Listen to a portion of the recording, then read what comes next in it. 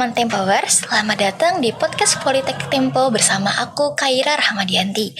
Seperti biasa, kita bakal ngobrol santai tapi tetap berisi. Nah, kali ini spesial banget karena kita bakal bahas dunia desain. Tepatnya desain media yang makin banyak diminati dan dibutuhkan di era digital. Dan pastinya aku nggak sendirian.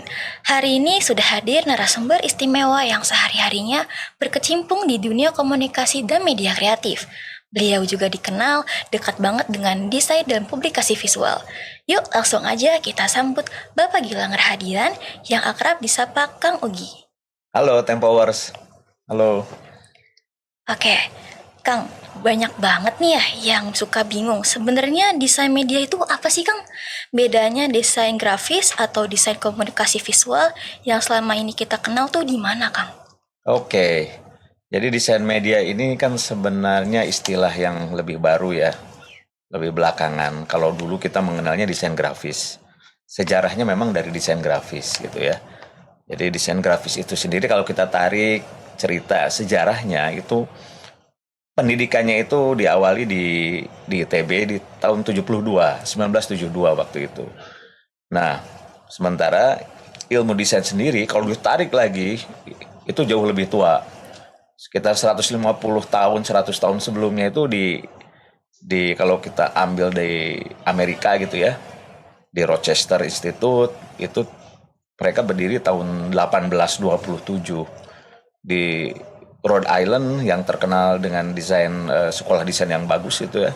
Yang terkenal itu di 1870-an gitu ya. Artinya masuk ke Indonesia hampir 100 sampai 150 tahun kemudian gitu ya. Siap, 3, 2, 1, silakan. Memasuki tahun 90 akhir kita mengenal namanya DIY atau do it yourself. Itu era digitalisasi di mana pekerjaan-pekerjaan desain yang tadinya begitu kompleks yang dikerjakan oleh tim, oleh beberapa orang itu cukup dikerjakan oleh satu orang saja. Nah, karena kemampuan mesin itu banyak digantikan oleh perangkat digital ya. Nah, di sini perkembangan desain semakin pesat sehingga computer graphic itu menjadi semacam senjata bagi para desainer. Penguasaan terhadap hal itu harus menjadi utama. Nah, kira-kira perkembangannya seperti itu ya. Nanti mungkin bisa kita gali lagi lebih dalam. Oke, Kang, kalau kita lihat sekarang dunia industri kreatif terus berkembang dan makin banyak peluang baru di bidang digital, media, dan konten seperti AI. Nah, kalau dari pengalaman Kang Ugi sendiri, gimana sih peluang karir untuk lulusan desain media saat ini? Apakah industri benar-benar terbuka untuk mereka? Sangat terbuka, sangat besar peluangnya. Jadi desain media, kalau saya lanjutkan cerita tadi, sebenarnya tidak terlalu jauh berbeda dengan desain komunikasi visual. Itu masih satu bangsa lah ya kalau ini. Jadi desain grafis bertransformasi menjadi desain komunikasi visual karena digitalisasi. Itu kemudian desainer menyeberang tidak hanya menggunakan satu platform, misalnya cetak saja.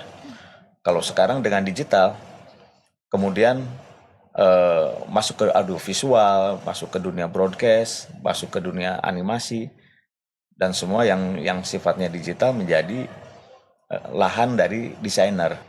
Dalam dunia industri yang berkembang sekarang, itu desainer media atau desainer multimedia itu akan masuk kemana-mana.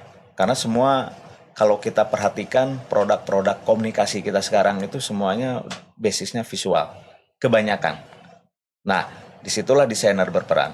Misal di dunia media massa yang paling konvensional saja, media massa seperti misalnya Tempo, seperti media-media lain, TV, cetak dan sebagainya, itu adalah lahannya desainer. Di situ banyak sekali, dari mulai desainer tata letak, kemudian di dalam itu kan banyak unsur-unsur seperti fotografi, seperti ilustrasi, seperti infografik, dan banyak hal ya. Itu adalah pekerjaan-pekerjaan desainer. Bila mana seorang desainer pun tidak mau masuk ke industri misalnya, dia ingin berdiri sendiri, ingin membangun sebuah bisnis sendiri, dengan tadi saya bilang do it yourself, itu semua bisa dikerjakan gitu. Dia teman-teman desainer muda saya lihat sekarang banyak yang melakukan pekerjaan-pekerjaan bahkan anywhere, tidak harus di kantor, bisa di rumah, bisa di kafe, bisa di mana dengan klien-klien yang tidak terbatas, Iya. bisa dari di dalam negeri, bisa dari luar negeri, bisa dari personal, perseorangan, bisa dari institusional. Jadi sangat luar biasa sebenarnya ini profesi yang sangat menjanjikan di masa kini dan juga ke masa depan. Berarti desain media itu banyak cakupannya ya, Kang? Besar sekali. Karena kalau kita bicara media, itu sudah hampir tidak terbatas kalau sekarang. Kalau dulu kita hanya mengenal media cetak, media luar ruang, media indoor gitu ya. Kalau sekarang dengan digitalisasi, semua mau di luar ruang, mau di dalam ruangan, mau di dalam mobil, di dalam pesawat, semuanya digital, visual gitu kan. Selama dia ada layar monitor, mau dalam bentuk gadget, dalam bentuk monitor apa kecil misalnya di layar di pesawat gitu ya, semua itu adalah media gitu ya. Jadi hampir tidak terbatas gitu kan. Jadi pengertian desain media kita tidak sesempit media massa saja. Hampir semua media. Selama itu media digital, kemudian kalau yang konvensionalnya ya printing gitu ya, itu menjadi lahannya para desainer. Kira-kira begitu. Menarik banget nih, Kang. Nah, kalau tadi Kang Ugi sempat jelasin soal perbedaan desain media dengan desain grafis atau di kafe, aku jadi kepikiran nih. Sekarang kan industri kreatif lagi berkembang pesat banget ya. Bahkan pemerintah juga lagi gencar dorong sektor ini. Menurut Kang Ugi sendiri, sejauh mana sih peran desain media di dalam ekosistem industri kreatif itu? Dan gimana desainer muda bisa ikut berkontribusi, apalagi di tengah tren digital dan persaingan global yang makin ketat? Tantangan desainer muda saat ini adalah mencari terobosan-terobosan baru, solusi baru, karena di tengah persaingan produk, persaingan ide, persaingan gagasan yang luar biasa, tidak cuma kita di dalam negeri, kita terhubung dengan dunia yang sangat besar lah, globalisasi itu ya. Jadi kita memang benar-benar harus bertarung dengan ide-ide yang dari manapun. Nah, di sini kuncinya adalah kita memahami landscape gagasan ya. Banyak melihat, banyak membaca, banyak membandingkan, dan kemudian banyak bereksperimen. Sehingga kita bisa menemukan cara-cara baru gitu kan, atau solusi baru dalam membuat rancangan, dalam membuat komunikasi visual yang lebih efektif. Karena kalau sekarang dengan dunia media sosial ini semua bisa tampil, semua bisa tampil.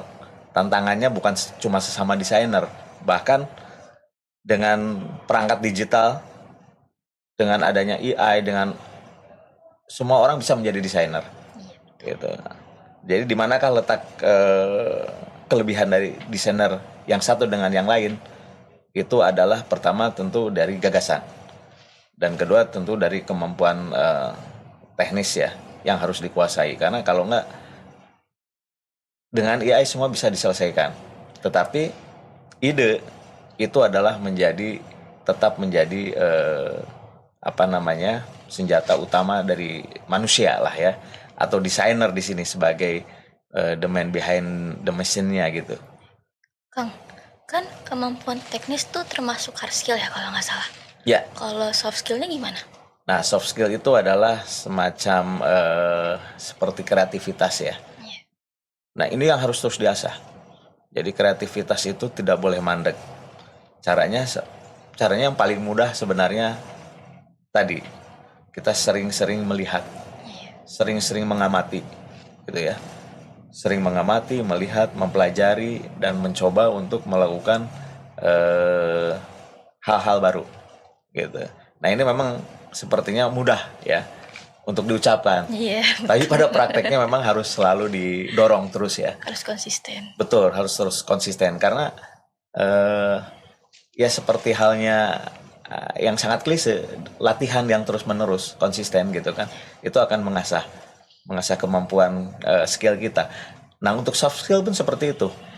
Ketika pikiran kita, imajinasi kita dilatih dan dirangsang terus-menerus, itu pun akan terlatih. Soft skill bisa dilatih seperti halnya hard skill. Caranya apa? Yang paling mudah sebenarnya kita sering-sering melihat, kemudian mengamati, kemudian menganalisis, kemudian kita mencoba-coba mencari ide-ide baru dari apa yang kita amati itu. Dan satu lagi yang paling penting adalah sering-sering ngobrol atau diskusi. Nah, ini dengan cara kita ngobrol, diskusi, bertukar pikiran dengan orang-orang, dengan teman-teman, itu akan menambah dan mempertajam analisis kita.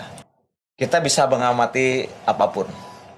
Buku, film, musik yang kita dengar, kemudian cover-cover, baik cover buku, cover lagu, cover dari film, poster dan sebagainya gitu. Nah, semakin kaya kita dengan referensi pikiran kita itu, semakin diisi dengan beragam karya-karya dari manapun, itu akan secara dengan sendirinya kita akan tersimpan dalam memori kita.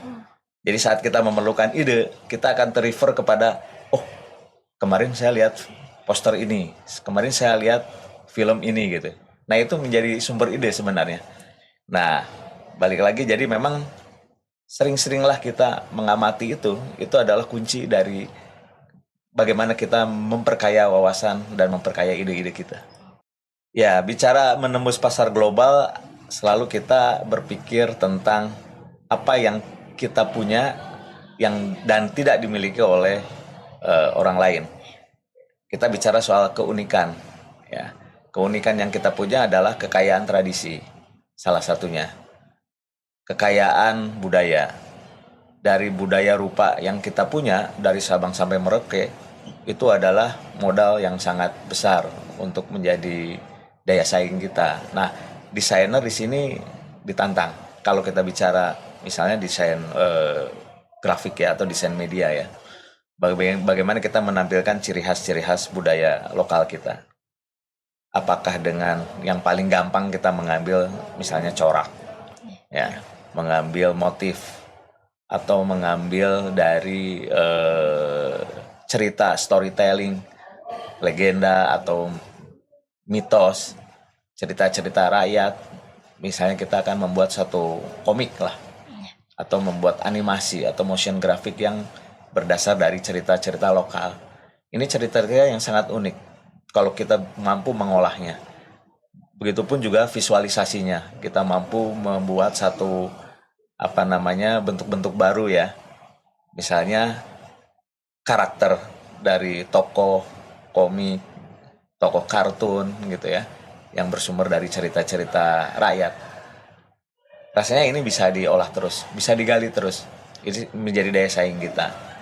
Karena selalu balik lagi kepada prinsip bahwa kita memiliki keunikan yang tidak dimiliki orang lain. Nah, orang akan mencari itu, mencari sesuatu yang tidak ada di negaranya gitu kan. Nah, ini yang harus kita pertajam nih, kemampuan kita mengendus pasar pasar-pasar desain, ilustrasi, ya, komik dan apapun lah ya, produk-produk visual kita pertajam lah. Bisa kita manfaatin. Betul. Oke, tadi aku sempat baca juga nih di tempo.co, ada platform bisnis kreatif bernama Fantasis Anak Bangsa atau FAB, yang katanya ingin membangun ekosistem industri kreatif di Indonesia, supaya para pelaku kreatif bisa saling terhubung dan berkembang bareng.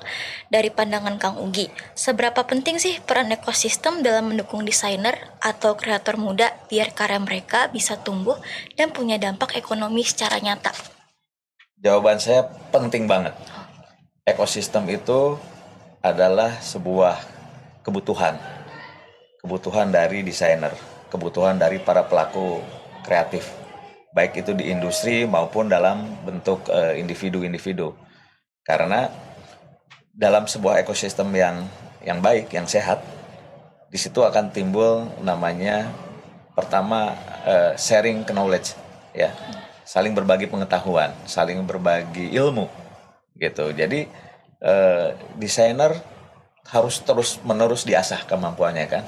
saat kita baru lulus, walaupun kita istilahnya cum laude, kita bertarung di dunia nyata, kita akan bertemu dengan orang-orang yang lebih pinter Lebih jago. dan lebih jago, lebih mahir gitu ya.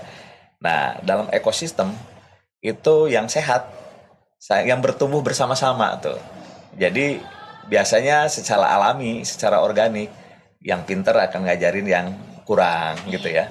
Yang kurang juga akan merasa ingin meraih seperti apa yang dilihat seniornya misalnya gitu ya. Jadi sama-sama saling mendukung. Dan kedua, akan saling membantu untuk mengakses pasar yang lebih besar. Biasanya secara organik juga begitu. Misalnya ada 1 atau 2 desainer yang bisa menembus ke pasar global, informasi itu akan menular ke teman-temannya dalam ekosistem itu, gitu kan? Nah, sehingga akan lebih banyak lagi, akan mengerek teman-temannya yang lain, gitu ya, akan mengajak, nah, gitu, untuk sama-sama bergerak, gitu ya.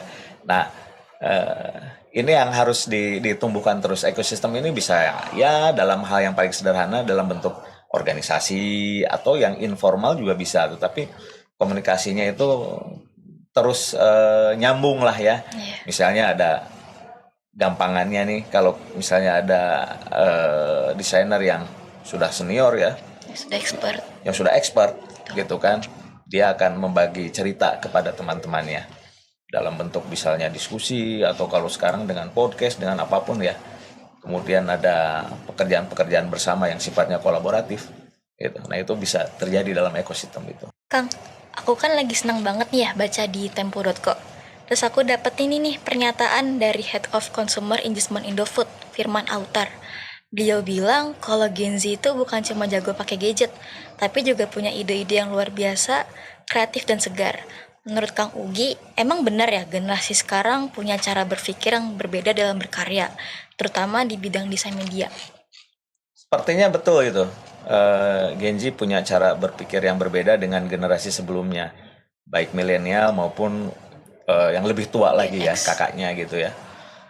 Saya melihat teman-teman Gen Z jauh lebih cair ya, jauh lebih mudah beradaptasi, jauh lebih ringan dalam mengambil keputusan gitu. Mungkin karena dilatar belakangi dengan beragamnya informasi, kemudahan-kemudahan yang didapat dalam keseharian. Persoalan-persoalan bisa dibantu dengan alat bantu yang semakin beragam lah sekarang ya. Dari sisi ide dan pemikiran, generasi sekarang seharusnya lebih kaya. Karena apa?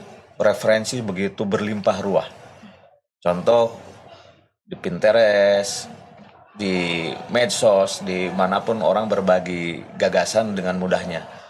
Generasi terdahulu tidak mendapatkan kemewahan seperti itu.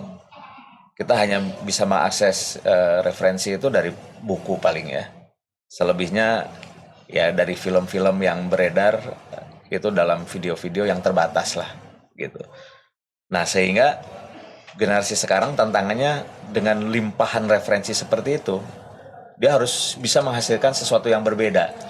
Nah, ini agak sulit karena orisinilitas itu hampir tidak mungkin lah kalau sekarang. Semua udah ada contohnya, semua sudah ada deh sebelumnya. Jadi kita memang generasi sekarang ditantang betul untuk mencari pembeda dengan yang karya-karya yang ada gitu ya. Kepintaran dia memilah dan memilih informasi itu menjadi penting. Jadi tidak asal mengambil, asal tempel, asal menggabungkan, asal memodifikasi gitu kan. Itu tantangannya di situ, gitu kan.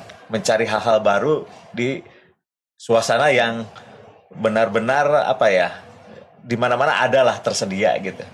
Itu tantangan generasi sekarang. Terus tadi aku tuh sempat nyinggung AI di awal ya Kang.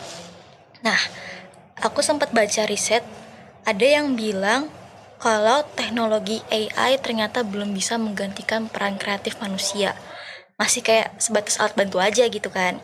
Kalau menurut Kang Ugi, sejauh mana AI bisa membantu proses kerja kreatif tanpa menghilangkan sentuhan manusianya? Ya, kembali lagi kepada sikap kita ya. Kalau kita sebagai desainer saja, kalau kita melihat AI sebagai alat bantu, kita akan menggunakannya secara terbatas tentunya. Begitupun juga dari sisi pemakai, user ya. Kita sebagai desainer kan kita akan mendeliver pekerjaan kita kepada pemakai, kepada user. Nah, tuntutan dari user juga apakah dia terpenuhi gitu ya keinginannya hanya dengan produk yang diolah oleh AI atau dengan sentuhan gagasan yang lebih kental dari unsur manusianya gitu ya. Nah, biasanya kan di sini ada semacam apa ya? Ada semacam pilihan-pilihan ya bagi desainer maupun dari user gitu. Kembali lagi, kalau yang saya alami, AI itu memang satu pilihan yang mempermudah gitu, tapi tidak selalu memenuhi hasrat dari si user atau hasrat dari si pemakai. Sehingga desainer pun harus mencari jalan lain ya, tidak selalu diselesaikan dengan AI gitu ya. Banyak klien-klien misalnya ya, atau misalnya teman-teman pengguna pemakai karya-karya kita justru ingin yang lebih unik, yang tidak ingin sama. Kalau AI kan Ada hampir tidak ada keunikan originalitasnya, jadi yang membedakan satu dengan yang lain, template lah ya gitu kan. Juga produk-produk aplikasi yang sifatnya mempermudah dari cara desain, pengerjaan desain itu juga template ya. Kadang-kadang kita bertemu dengan orang-orang yang ingin punya kekhasan, ingin mendapatkan lebih yang berbeda dari yang lain gitu. Nah, desainer tentu masih pegang peranan di sini. Ide maupun kemampuan teknis mereka itu masih diandalkan lah ya untuk memenuhi penyelesaian persoalan dari klien-kliennya lah, kira-kira begitu. Wah, menarik sekali insight-nya Kang Ugi. Jadi sekarang justru desainer-desainer muda punya lebih banyak referensi dari banyak sumber. Tapi Kang, tak terasa kita sudah di penghujung acara kita hari ini. Mungkin Kang Ugi ada kalimat penutup untuk penonton podcast Cafe Palmera pada hari ini? Silakan Kang. Ya, untuk teman-teman Tempowers yang sedang sekolah atau sedang kuliah desain, saya ingin berpesan bahwa terus berlatih, terus mengamati, terus membaca, sering-seringlah menonton, sering-seringlah jalan-jalan, lihat apa yang di sekeliling kita, perhatikan setiap detil-detil, perhatikan apa yang menarik, apa yang baik, apa yang bagus, apa yang jelek. Itu akan memperkaya wawasan dan gagasan kita. Selalu mengasah kemampuan, karena di depan persaingan akan semakin keras. Kita harus menjadi pemenang. Selamat berjuang. Oke, terima kasih Kang Ugi telah menjadi narasumber kita di podcast Cafe Palmera pada hari ini. Tempowers mau mendapat banyak insight lainnya dari narasumber-narasumber kita. Yuk saksikan terus podcast Cafe Palmera di YouTube Politeknik Tempo. Saya Kaira Rahmadianti dari Desain Media 2024, izin undur diri. Sampai jumpa.